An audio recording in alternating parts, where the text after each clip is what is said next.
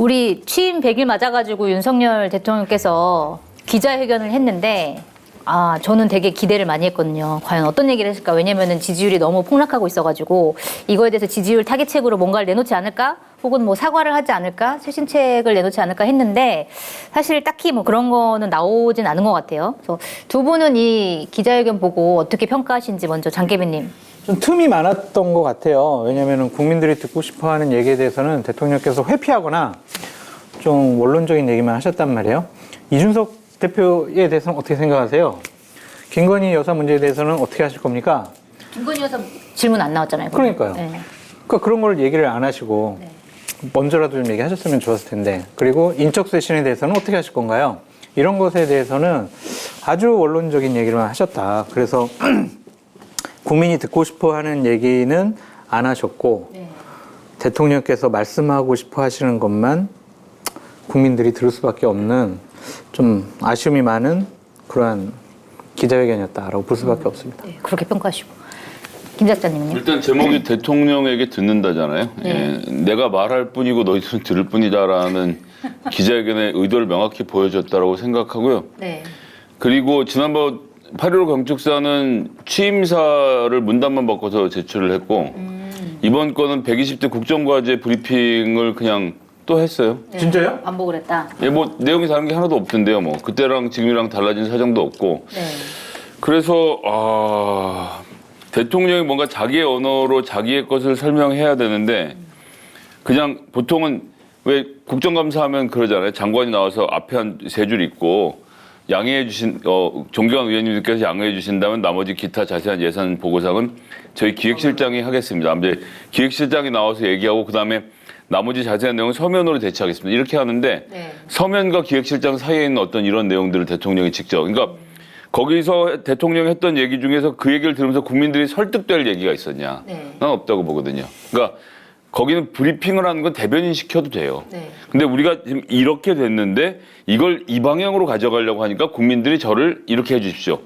이런 게 대통령 기자회견의 내용이어야 되는데 그냥 뭐 쭉 제가 원전도 했고 뭐도 했고 했는데 실제로 한 것도 아니야. 뭐 했고 앞에 발표라는 두 글자를 지워서 말한 것 정도 의미를 지니지 않나. 발표를 했는데 마치 그게 실행된 것처럼. 그래도 그런 거를 추진하고 있다, 네. 추진할 거다, 대변인 시키라고. 될 거다라고 이렇게. 그런 얘기는 대변인 시키면 되겠습니다. 대변인이 지금 대통령 뒤만 졸졸 따라다니는데 그 사람이 그럴 시간이 어디 있어요. 그러니까 본인이 답답하니까 대통령께서 직접 하신 거다라고 볼 수밖에 없어요. 그렇군요. 대변인이 아닌가? 안 하니까 본인이 직접 했다. 근데 요즘에 내가 얘기하면은 우리 김 작자님 막 계속 웃어요. 그러니까 좀 나보다, 피디님. 나보다 너무 세게 먹이니까 이걸 내가 어떻게 해야 될지 표정 관리가 잘 안 돼요. 지금 피디님 경고 좀 해주세요, 대변인은 경고. 졸졸 쫓아다닌다 무슨 뭐 아무것도 아니다 이런 식으로 막 모멸감을 느끼는 발언을 막 하고 있지 않습니까? 근데 대변인이. 맞죠. 그러니까 웃지. 소위 부담. 근데 강희선 대변인 이번에 교체 안 되는 것 같던데. 되는 것 같아요. 돼요? 왜냐면은 김은혜 의원이 홍보수석으로 홍보수석 오는 거죠. 겸 대변인. 겸 대변인이구나. 네, 그래가지고 강인선 대변인을 외신 대변인으로 빼려고. 그러니까 네. 지금 막 오늘 발표되는데 발표 안 되는 이유가 현재 홍보수석인 최영범 홍보수석을 당신 말이야 좀 홍보 특보로 좀 이동해. 강인선 대변인 당신 대변인직 하지만 외신 대변인해. 제일 잘할 수 있는 거잖아. 네. 그랬더니 그 조정이 아직은 좀 잘 안 되는 것 같아요. 네. 그래서 일요일까지 완벽하게 조정을 해서 홍보와 대변인 공보 라인은 김은혜 체제 중심으로 가겠다라는 것이 하나의 좀 그렇군요. 의지의 표현인 것 같아요. 큰일 난 거죠. 왜요? 큰일. 왜요? 그러니까 지금 대통령실에 모든 게 잘 돌아가고 있는데 이놈의 홍보가 문제라 일을 그르치고 있다고 생각하고 홍보팀을 갈아치운다는 발상 자체가 정말 놀랍습니다. 마치 내용이 사실은 잘못됐는데 껍데기만 바꾸면 되는 거다. 뭐 이렇게 여기고 있다는 그렇죠. 거죠. 이 PPL도 이렇게 좀 좋은 스테이크 들어와야 제가 굽는 실력이 보태지는 거지. 고기 자체가 쓰레기면 아무리 구워도 방법이 없거든요. 네. 그렇군요. 근데 강희선 대변인 이번에 기자회견 할 때 기자들 사이에서도 약간 말이 나왔던 모양인데, 그러니까 되게 자유롭게 한다. 보통 이제 기자회견 같은 거 하면은 기자들끼리 모여가지고 순번을 정하고 그 다음에 누가 무슨 질문할지 이런 것들을 이제 미리 좀 조율을 하는데, 사실 이번에는 그게 전혀 없었다라고 하면서 이제 홍보를 하긴 했지만 그게 없었기 때문에 사실 제대로 질문이 다 충분히 나오진 못했거든요. 그러니까 왜냐하면 시간상 제약이 있었기 때문에. 그래서 말했던 몇 분 했어요? 34분? 34분 정도 한 것 같고 그 다음에 40몇 분 했나? 아니 전체가 54분인데 그중 20분 혼자 떠들었잖아요. 맞아요, 그럼 34분 남았죠. 질의응답만. 대통령대로 혼자 아, 죄송합니다. 죄송합니다. 대통령께서 20분간 모두 말씀을 하신 후에 34분 동안 12명의 기자에 대한 답변 거기에서 3명의 외신을 포함해서 하셨군요. 네, 그래서 5분 시절이면 국가원수 모독죄로 바로 삼총교육돼요. 진짜. 윤석열 시대 민주화된 시대를 고마워해야 됩니다. 감사합니다. 윤석열 시대를 고마워하면서 국장이라고 멀쩡할 줄 알아 같이 가는 거지. 그래서 어쨌든 그 짚는 기자들도 그렇고 누구 하세요도 그렇고 일간지 중에서 그러니까 뭐 보통 그냥 뭐 10대 일간지 중에서는 하나 정도밖에 질문 못했고 김건희 여사에 대한 질문도 안 나왔고 그래가지고 이게 좀 미흡했던 거 아니냐 뭐 이런 지적도 많이 받는 것 한겨레 같더라고요. 물어봤으면 당장 대통령 취임식에 그 범죄자 불러도 되냐 물어봤지 않겠습니까? 그럴 수도 있었겠죠. 네. 근데 이제 아니, 지목을 근데 받지 그- 못했습니다. 한겨레는. 아시잖아요. 대변인하고 대변실에서 기자들한테 쫙 전화 돌려가지고 내일 뭐 질문할 거야? 다 물어본 거 몰라요? 아 그랬대요? 그건 못 들었어요. 다 물어보니까 이제 A 기자가 무슨 질문할지를 다 미리 사전에 아는 거예요. 근데 왜냐면 물어보지도 않았나 보다. 왜냐면 그게 기본이에요. 아, 그러니까 당연히 그 질문 예상 답변을 다 만들어야 되니까 네. 그런 기본인데 딱 보니까 이제 대변인이 다 보고를 받은 거야. A 기자는 뭐 질문하고 B 기자는 뭐 질문하니까 그것을 좀 자세하게 물어볼 만한 기자들은 좀 다 빼고 아, 그냥 이렇게 지방지 기자, 외신 기자 네. 뭐 그 위주로 좀 한 것이 아닌가라는 생각이 들어요. 그래서 여러 가지 좀 문제가 있었는데. 네. 그러면 이제 그 말씀대로 하면 그날 질문한 기자들은 약간 좀 크게 무리 없이 하시는 기자를 분들 위주로 모독하는 했나 겁니까, 보네요. 지금? 그렇진 않았어요. 뭐 나름 날카로운 질문도 나오긴 했는데 첫 번째, 두 거기서 번째는 좀 날카로웠어요. 네, 거기서 더 좀 나갔어야 되는데 더 아쉬운 점이 좀 있었다. 정 교수님 마이크 만지지 말라고 하십니다. 제 마이크 제가 조심해 만지는데 주시고요. 네. 죄송합니다. 그다음에 아까 김 작가님이 살짝 말씀하시긴 하셨는데 그 이번 새로운 정부의 이제 성과로 집값 점세값을 안정시켰다 이렇게 얘기를 했거든요. 위대한 업적이죠. 근데 100일 안에 그게 성과로 나타나는 게 맞나요? 어떻게 봐야 돼요? 아니, 그래도 100일 안에 망치지 않은 것만 해도 얼마나 다행이냐라는 생각이 들고 뭐 이중국 네. 교수 같은 경우에는 네. 집값 하락기니까 네. 뭐 이게 자연스러운 현상이지. 그리고 예를 들면은 금리가 인상이 되니까 집 있던 사람들도 파는 거지. 무슨 윤석열 정권이 뭘 잘해가지고 한 거 아니다라고 하는데 네. 그래도 270만 호 공급하겠다고 얘기를 했고 재건축 재개발에 대해서 완화하겠다고 해가지고 재건축 재개발에 대한 기대감이 커지고 있잖아요. 네.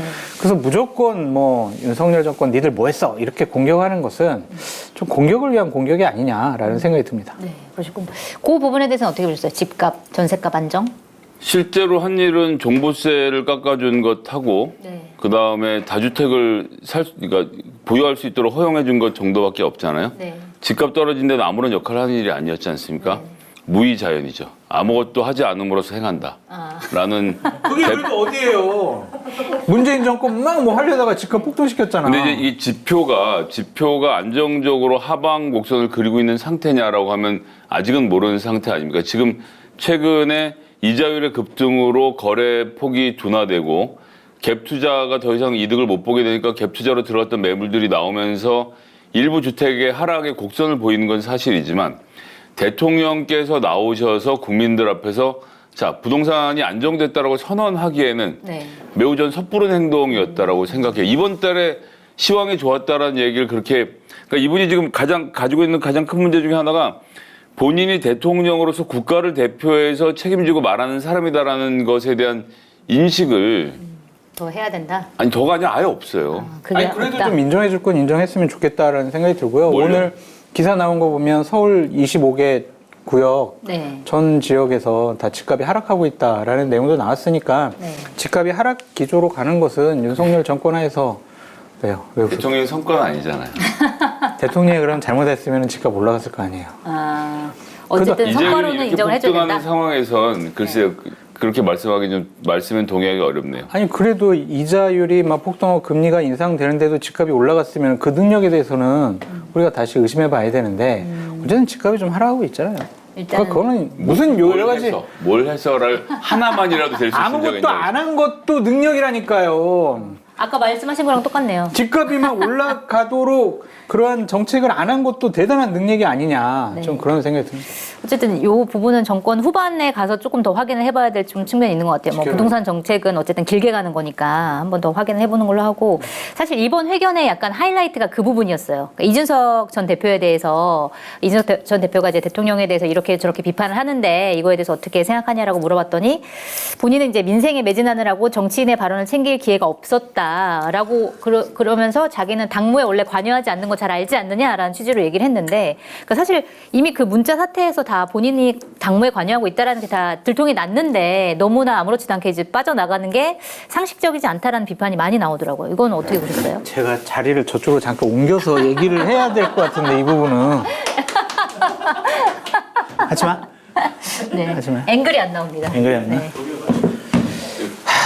제가 만약에 이제 야당 패널이었으면 비판을 이렇게 했을 것 같아요.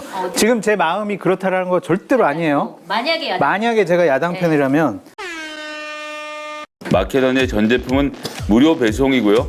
반드시 로그인해야 받을 수 있는 혜택이니까 참고하시기 바랍니다. 제가 만약에 이제 야당 패널이었으면 비판을 이렇게 했을 것 같아요. 지금 제 마음이 그렇다라는 거 절대로 아니에요. 만약에 제가 야당 편이라면 저거요? 민생을 챙겨? 아니 비 왔을 때 국민의 안전을 챙겨? 그때 몇 시간 전에 한 얘기잖아. 언제 야당 했어요? 패널이었으면 야당 패널이었으면 그렇게 했을 거예요. 아니, 제가 몇 시간 전에 우리 장 교수님하고 다른 방송에서 만났는데 저 얘기를 했는데 지금 그 얘기를 도용하고 있는 거예요. 아니 도용이 아니라 내 마음이 그렇다 깜짝 이거죠. 놀랐네. 그러니까 재택근무하면서 아니, 민생을 좀 집에서 못 챙기셨던 있으면서 분이 어떻게 국민의 안전을 챙겼느냐라고 볼 수가 있고 네. 지금 물가가 많이 폭등하고 있잖아요. 네.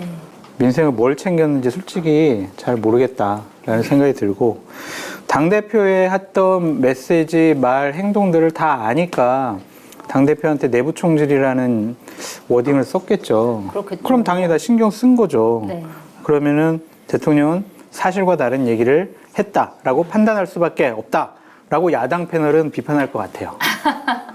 그렇군요. 알겠습니다. 야당 패널께서는 어떻게 보시나요? 진짜 야당 패널. 저는 대통령의 그 기소할 수 없는 것은 거짓말을 해도 된다라는 그 생각. 그런 게 있어요? 검찰에? 기소할 수 없는 아니 검찰로서 거짓말이야? 그렇게 생각하시는 정치인은 그런 거짓말할 때 되게 조심하거든요. 네. 절대 들키지 않을 거짓말만 합니다. 지난 10년 동안 담배를 한 대도 피지 않았습니다라고 말할 때는 담배를 항상 몰래 숨어서 핀 경우에만 할 수 있는 이야기인데요. 정치인은 말을 듣지 않았다. 아니 이준석 얘기 하다못해 핸드폰만 열어도 보여요. 그걸 누가 챙겨주고 안 챙겨주고의 문제가 아니잖아요. 그렇죠. 근데 너무나도 뻔한 거짓말을 하는데 이걸로 본인은 일단 대통령이기도 하고 검사 시절이고 기소가 안 되잖아요. 그러니까 기소가 안 되면 그만이라는 생각으로 거짓말을 너무 태연하게 하는 것이 놀라웠습니다. 그러니까 정말로 이준석 대표의 말을 한 번도 들어본 적이 없을까요? 있을 수 없는 일이잖아요. 그리고 다른 정치인이 아니라 그 당의 여당 대표라고요. 그 당의 여당 대표가 무슨 말을 하는지를 안 듣는 대통령이 가능한 구조입니까? 근데 그런 말을 너무 뻔뻔하게 하니까 듣는 국민들이 약간 놀라셨을 것 같아요. 그런 점에서 매우 부적절했다고 봅니다. 네. 그래서 많은 분들이 좀 왜 웃으세요? 아유, 너무 옳은 말 하셔가지고. 거기다 이제 아까 전에 했던 얘기 여기서 다시 하면 네. 국민의 안전을 지키느라 다른 정치인의 발언을 챙길 시간이 없었다. 라고 한 사람이 삐까뻔쩍 구두를 신고 수재 현장에 가서 그 죽음이 어떻게 일어나게 됐는지에 대한 브리핑 문서 한 장도 읽지 않고 와서 쭈그리고 앉아서 어젯밤에 퇴근할 때 보니까 아파트가 물에 잠기더라고요. 그래서 난 지나갔지. 뭐 이런 얘기를 한다든지 아니면 제가 가장 열받는 부분은 10시쯤 돌아가셨다는 소방관의 보고를 듣고는 아 주무시다가 그러셨구나. 이런 거는 네. 그러니까 그 발언이 대통령 측근들 참사 현장에 가면서 그분이 왜 돌아가셨는지에 대한 기본적인 브리핑도 숙지하지 않고 들어오는 그 무신경함. 네. 그리고 홍보팀에서 나와서 앵글 좋은데? 우리 각하께서 쳐다도 보고 계시고 우산도 직접 들고 계시고 요 사진 쓰자에서 홍보 과정까지 봐서 국민의 안전을 지키느라 정치인의 발언을 듣지 못했다는 말은 정말 세상에 하나만한 말이었고요. 네. 차라리 이준석 대표와 관련된 정무적인 이야기에 대해서는 제가 여기서 언급하는 것이 오늘 취지에 적당하지 않을 것 같습니다. 그 말은 제가 답변하지 않는 것을 좀 양해해 주십시오 정도로 그냥 하고 지나갔으면 그거 누가 뭐라고 했겠습니까? 내가 뭐라고 했겠구나. 뭐라고 했어도 이렇게까지 뭐라고 하진 않았겠죠. 그렇죠. 네. 강도가 그렇게 세진 않았을 텐데.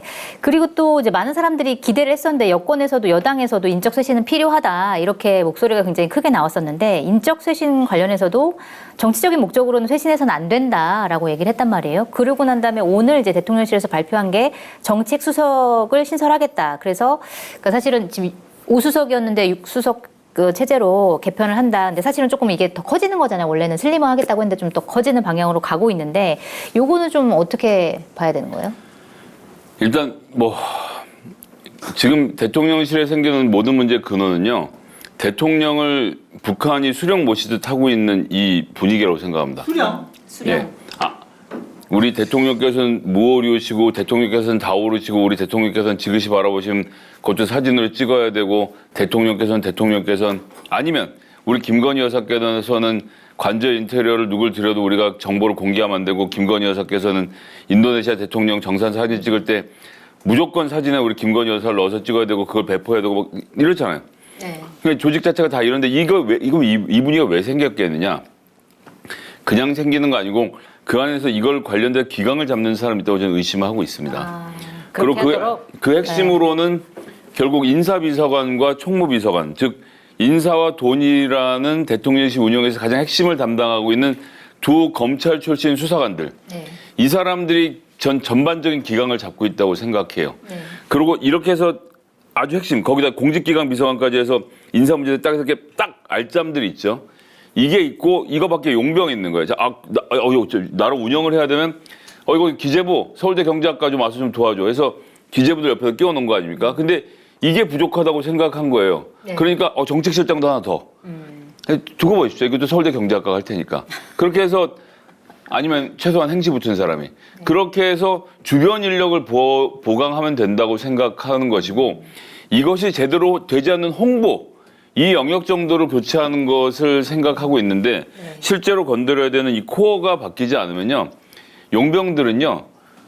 사장이 돈 주는 사람이 싸우라는 데에 가서 싸우라는 대로만 싸워요. 그러니까 이들이 무슨 경제정책을 대단히 펼칠 것을 기대할 수 없고 그러다 보니까 지금 하는 게 이 땅을 어떻게 팔아먹어서 모피아들이 한 건 더 해먹을 것인가. 그 이제 공공부지 16조를 파는 계획을 세우고 다른 한쪽으로 매년 6조씩 앞으로 30조를 법인세를 깎아줘서 그 돈을 벌게 해주고 뭐 하여튼 이런 것들만 지금 하고 있잖아요. 네, 어쨌든 뭐 부족하다 이런 말씀이신데 인적 쇄신 뭐 그다음에 청와대 대통령실 개편 이거는 좀 어떻게 봐야 되나요? 음식점이 맛이 없으면 주방장을 바꿔야죠. 네. 근데 음식점이 맛이 없다고 지금 종업원을 바꾸겠다라는 형국이다라고 말씀을 드려요. 지금 주방장은 비서실장. 깜짝이야. 그분은 아니에요. 비서실장이 제대로 된 역할을 못하고 있어서 네. 지금 대통령이 여러 가지 실수하는 모습도 나오고 여러 가지로 비판을 받고 있다고 좀 생각이 들거든요. 네. 근데 비서실장은 그래 안 바꾸고 주방장은 안 바꾸는 거죠. 그냥 종업원하고 이거 홍보 잘할 수 있는 사람을 불러오는 거예요. 네. 음식이 맛이 없는데 음식이 좀 상했는데 홍보를 하고 서비스를 많이 주고 뭐 그런다고 과연 음식점이 잘 될까? 그런 생각이 들어서 이거는 시간 문제라고 생각이 들어요. 이번에 그냥 홍보수석 대변인 정도 바꾸는 것으로 보여지지만 연말 가기 전에는 어쨌든 비서실장이야 대대적인 개편이 좀 필요하지 않을까라는 생각이 듭니다. 좀 비서실장이 억울할 수밖에 없는 게 자기가 수석 한 사람이라도 지손으로 뽑아왔으면 뭐라도 말을 하면 말을 먹히겠지만 자리 다 채워놓고 맨 마지막에 활용점정으로 비서실장 데려온 거 아닙니까? 결국 문제죠. 장제원, 윤핵관을 포함한 이런 사람들이 인사를 다 한 것으로 보여지는 상황 아닙니까? 네. 이것은 검찰도 마찬가지죠. 한동훈 장관이 심지어는 검찰총장의 대변인까지 입까지 다 뽑아놓은 상태에서 다 만들어 놓고 한 자리 비워놓고 검찰총장한테 와서 이제 몸만 오면 돼요. 와서 앉아 있어요. 이렇게 말하는 거랑 똑같은 차원이기 때문에 비서실장과 검찰총장은 각각의 조직에서 할 수 있는 일이 아무것도 없습니다. 그래서 누구를 바꾸는가가 중요한 게 아니라 누가 뽑느냐가 중요하다고 생각하는데 네. 이 정권에서 그 누가에 포함되어 있는 사람들 윤석열 대통령, 윤핵관들 중에 일부, 그다음에 윤석열 대통령의 최측근, 윤석열 대통령의 인척 이런 사람들이 지금 다 인선을 하는 걸로 보이는데 이 패턴을 바꾸지 않으면 예 누구를 데리고든 똑같은 거예요. 그 의심 속에서 내가 이 사람 믿을 수 있는 사람인가라는 의심 속에서 데려올 수 있는 사람들 뻔하죠 뭐. 자, 그리고 지금 뭐 지지율 안 올라가고 있는데 또 김건희 여사 또 관련된 리스크들이 조금씩 또 터지고 있는 것 같은데 지금 보니까 그 출범식 때 그 취임식 때 대체 어떻게 대통령이 뭐야 근데 진짜. 그 윤 대통령 장모의 사문서 위조 공범 김 씨, 그다음에 도이치모터스 권오수 전 회장의 부인, 부사장 이런 분들 다 이제 취임식 현장에 이제 초대받아가지고 난리가 났었는데 또 이번에 한겨레에서 쓴 거는 그 공간 리모델링 공사 수의 계약으로 따내가지고 이제 논란을 일으켰는데 거기 회사 대표도 뭐 이렇게 자세히 조사했어요? 김건희 여사의 초청으로 왔다 이런 얘기가 있고 또 내일 한겨레 신문에 또 다른 단독도 나올 텐데 알려주세요.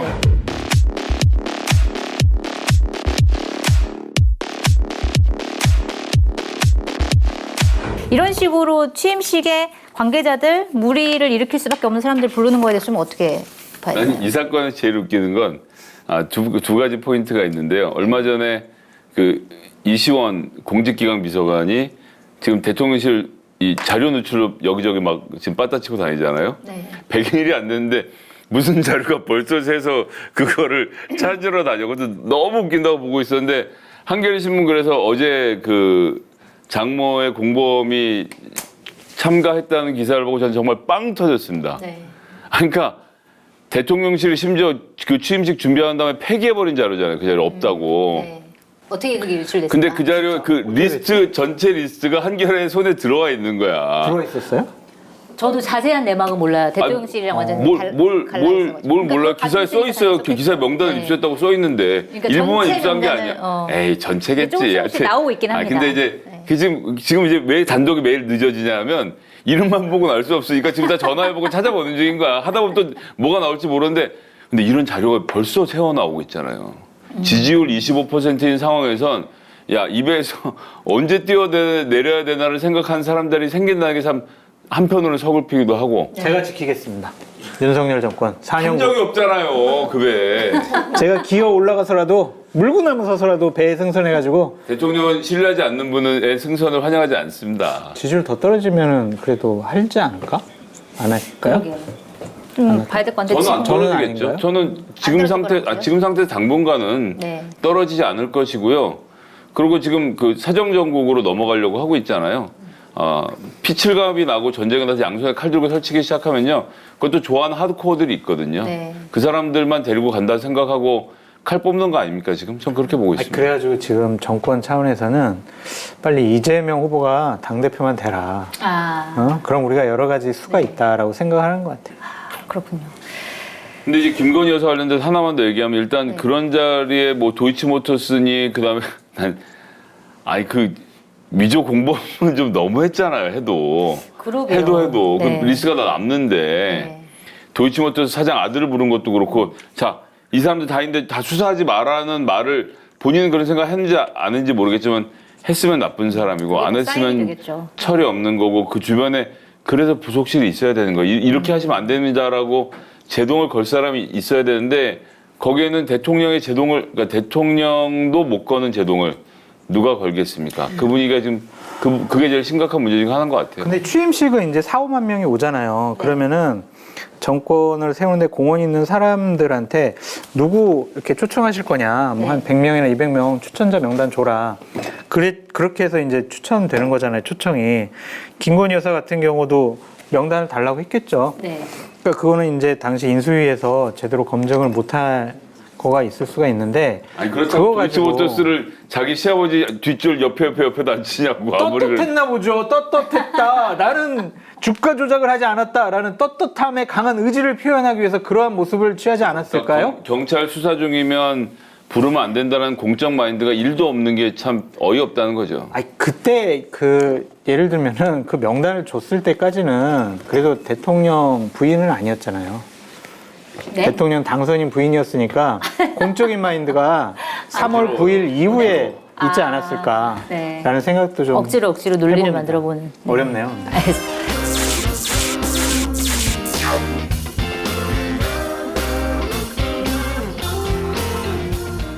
뭐라고요? 아니 요즘에 마켓타니에서 이용 안 하는 분도 있어요? 쇼핑몰계 차세대 리더 마켓타니 정치권의 정보통 저 장성철이 자부하겠습니다. 정말 강력하게 추천드립니다. 왜 추천을 하느냐? 덕분에 제 출연료가 인상됐기 때문입니다. 굉장히 만족스럽습니다. 믿고 사드셔도 될 것 같다. 전 그런 확신이 들었습니다. 한겨레의 자랑, 한겨레의 야심찬 프로젝트, 한겨레 TV를 후원하는 가장 좋은 방법 마켓타니. 많이 성원해 주시고요. 주변에도 널리 알려주세요. 좀 도와주십시오.